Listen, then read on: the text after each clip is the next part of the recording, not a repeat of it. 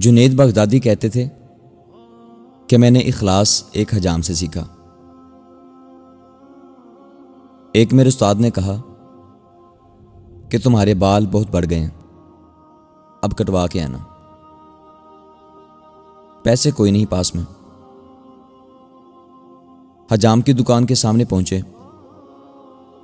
تو وہ گاہک کے بال کاٹ رہا تھا۔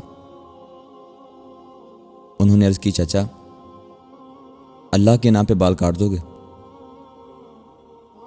یہ سنتے ہی حجام نے گاہک کو سائڈ پر کیا اور کہنے لگا، پیسوں کے لیے تو روز کاٹتا ہوں، اللہ کے لیے آج کوئی آیا ہے۔ اب ان کا سر چوم کے کرسی پر بٹھایا،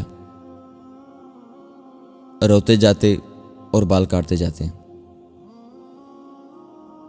حضرت جنید بغدادی نے سوچا کہ زندگی میں جب کبھی پیسے ہوئے تو ان کو ضرور کچھ دوں گا۔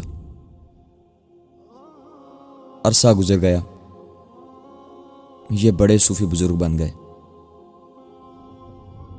ایک دن ملنے کے لیے گئے، واقعہ یاد دلایا اور کچھ رقم پیش کی